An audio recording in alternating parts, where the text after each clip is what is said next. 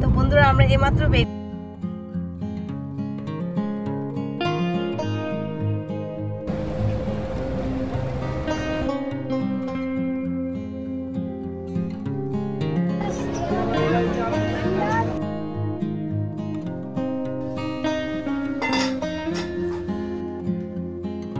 নতুন বছরের নতুন দিনে নতুন একটা সকালের সঙ্গে সকলকে জানাই শুভ নববর্ষের আন্তরিক ভালোবাসা, প্রীতি ও শুভেচ্ছা। তোমরা কেমন আছো? আশা করছি সকলে খুব ভালো আছো, আমিও ভালো আছি। তো সেই ব্লগটা আজকে একদম সকাল থেকে শুরু করেছি। তো গতদিন না আমি বাটার বানিয়ে রেখেছিলাম যে ঘি বানাবো করে, তো রাত হয়ে গেছিলো, তো সেই জন্য না ঘিটা বানাইনি। আর বছর প্রথম দিন আমাদের বাঙালিদের কাছে শ্রেষ্ঠ একটা দিন হয়েছে পয়লা বৈশাখ। এটা নাকি আমরা খুব ধুমধাম করে মানাই। পয়লা বৈশাখ রান্না বান্না, মাছ মাংস সমস্ত কিছু নিয়ে কিন্তু পয়লা বৈশাখের দিনটা আমাদের কাটে। তো সেই জন্য আমি গতকাল কিন্তু আমি ঘিটা বানানোর চেষ্টা করেছিলাম, কিন্তু সেটা হয়ে উঠেছিল না, যেহেতু রাত হয়ে গিয়েছিল। তো ভাবলাম পয়লা বৈশাখের দিন তো কিছু না কিছু বানাতেই হবে। তো যাই হোক, সেটা তো আর হলো না। তো ভাবলাম সকাল সকাল উঠে নববর্ষের দিন উঠে আগে ঘিটা বানিয়ে নেব। আর এদিকে দেখো সকালবেলা তো 2-3 ঘন্টার জন্য জল আসে, তো সেই ফাঁকে না বা তার মাঝখানে আমি ঘরে যে কাজগুলো থাকে, ওয়াশিং মেশিন চালানো, আড়ুতে জল উঠানো, তারপরে যেই উঠানোর কাজগুলো থাকে, জল উঠানোর যে কাজগুলো থাকে সেগুলো না করে নিই, যেহেতু এই জলটা ফ্রেশ আসে।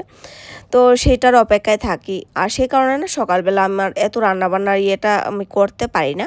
তবে বাচ্চাদের স্কুল থাকলে কিন্তু আমার রান্নাটা করতেই হতো। যেহেতু আজকে সানডে, অতটা তো রান্না এখন আমার করার দরকার নেই। তো সেই জন্য ভাবলাম বাচ্চারাও ঘুমাচ্ছে, এদিকে জলের কাজটা কমপ্লিট করে নিই, তা না হলে জলটাও আবার চলে যাবে।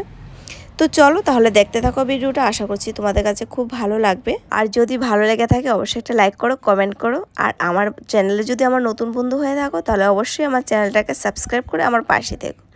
তো চলো ঘরে কাজকর্ম কিন্তু শুরু করে নিয়েছি। আর ঘিটা না ওইদিকে বসিয়ে কাজ করছে। আর ঘিটা কি হয়েছে জানো, সেটা তোমরা একটু পরে দেখো।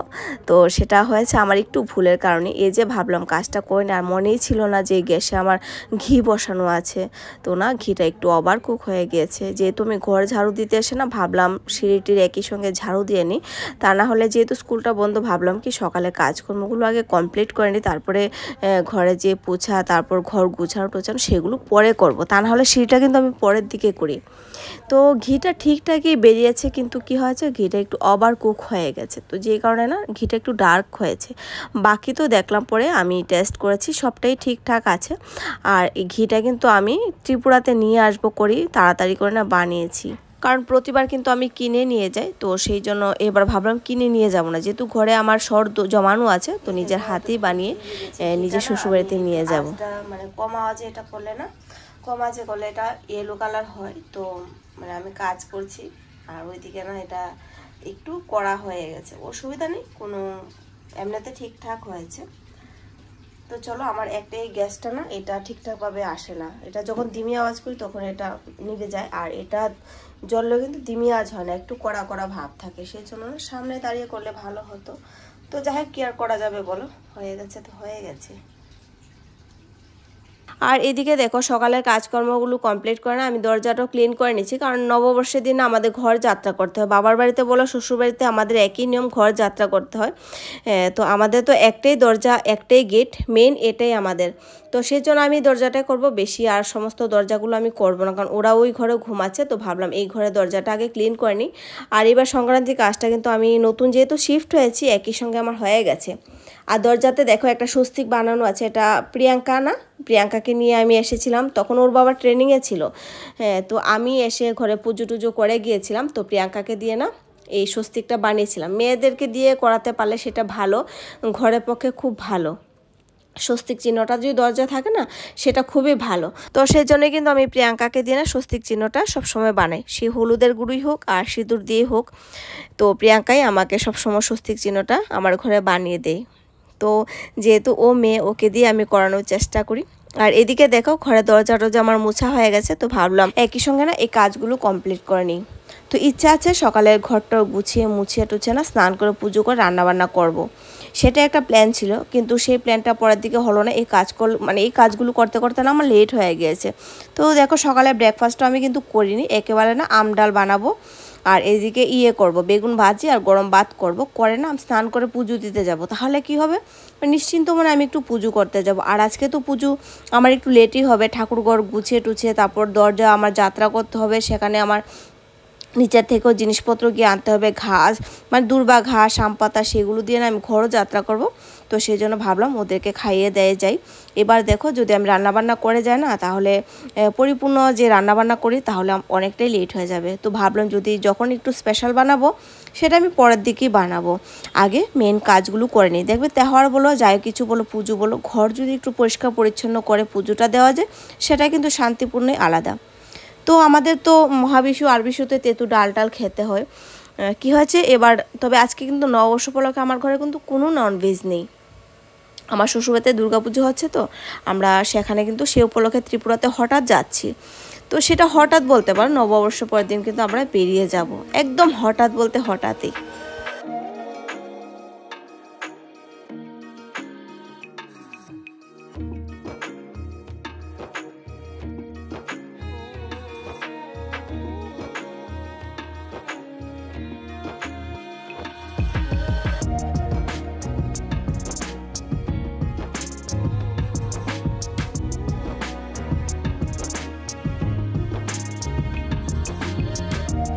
ঘরের সমস্ত কাজ কমপ্লিট করে ওদেরকে খাইয়ে দেই, আমি নিজেও একটু খেয়েছি, খেয়ে তারপর স্নান করে ঠাকুর ঘরে ঢুকেছি যেন আমার পেছনে কোনো ডিস্টার্ব না হয়, কেউ আমাকে যেন না ডাকে।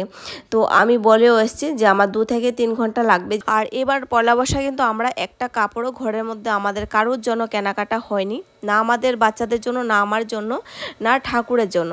একে তো এখানে সেই জিনিসটা নেই, কেউ জানেও না যে পয়লা বৈশাখী শুধু আমরা বাঙালিরাই জানি। তারপর আমি কেনাকাটা করি, কিন্তু যেহেতু আমরা নতুন শিফটিং হয়েছি তারপর মানে খুব ক্লান্ত হয়ে পড়েছি যে মার্কেটে গিয়ে কেনাকাটা করবো, একে তো আমার হাতে বিন্দুমাত্র সময় নেই, উপর আমি ত্রিপুরাতে হঠাৎ যাচ্ছি। সেটা এই যে পুজো করছি এখনও কিন্তু আমার জানা নেই যে আমি ত্রিপুরাতে যাব কি যাব না। মনে মনে একটা প্ল্যান চলছে যাব, কিন্তু টিকিটটা তো কনফার্ম হতে হবে, তাই না? প্রচুর টিকিট আমাদের ক্যান্সেল হয়েছে গো। তো তারপর আমরা ফাইনালি ত্রিপুরাতে গিয়েছি। তবে আজকের দিনে পয়লা বৈশাখে আমি কাপড় চোপড় কেনাকাটা করিনি, তাতে আমার কোনো দুঃখ নেই, কিন্তু খুব সুন্দর একটা জায়গা আমি গিয়েছি, যেটা আমার 15 থেকে 16 বছর আগের আশা একটা এই পয়লা বৈশাখের দিন মানে পূর্ণ আমার হয়েছে সেটা। আর এই যে পুজো করছি এখনও কিন্তু আমার জানা নেই যে মানে আমি এই জায়গাতে যাব পুজো করে, না হঠাৎ আমার প্ল্যান হয়েছে যে আমরা এখানে যাচ্ছি।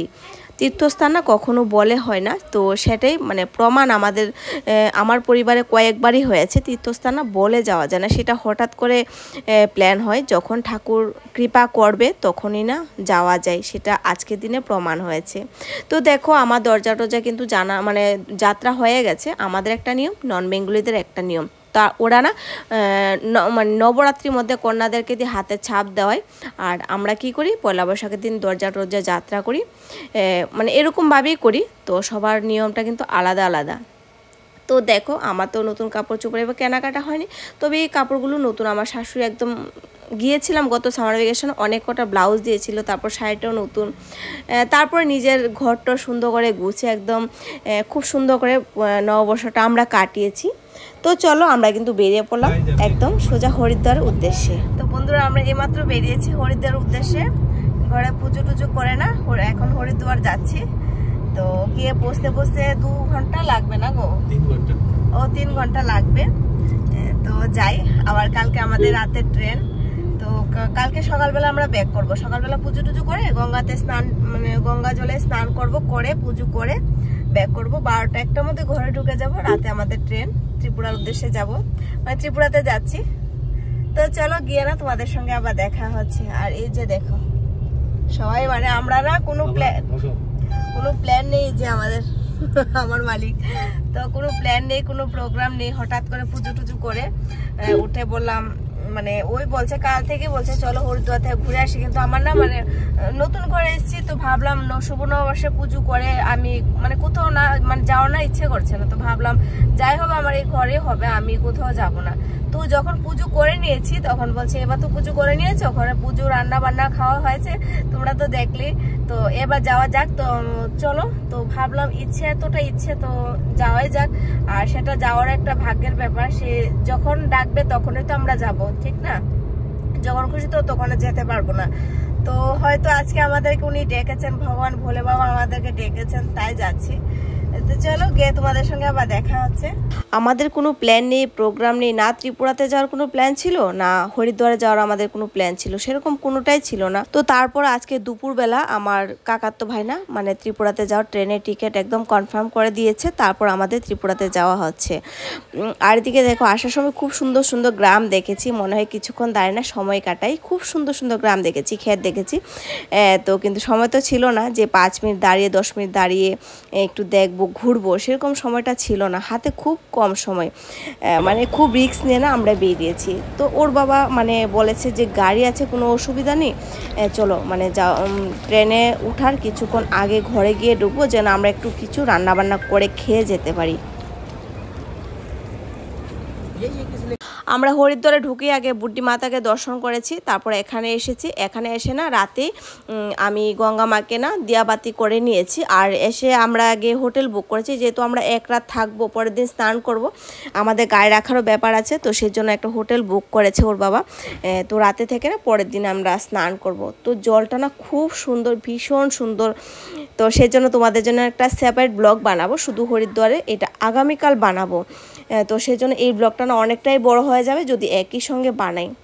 আর আমার বাচ্চাদের কাছে মনে হচ্ছে যেন গঙ্গা নদী 7 হাত গভীর, এরকম অবস্থা। ওরা এখনই স্নান করে নেবে, ওদের মানে ভীষণ মনে হচ্ছে যে ওরা এখনই স্নান করবে, আর ইচ্ছেই করবে না কেন বলো, জলটা এত সুন্দর, মানে গঙ্গা মায়ের মতো লাগছে, এতটাই সুন্দর জল। তো আমরা দিয়াবাতি আমরা প্রত্যেকেই করে নিয়েছি, রাজার বাবাও করে নিয়েছে।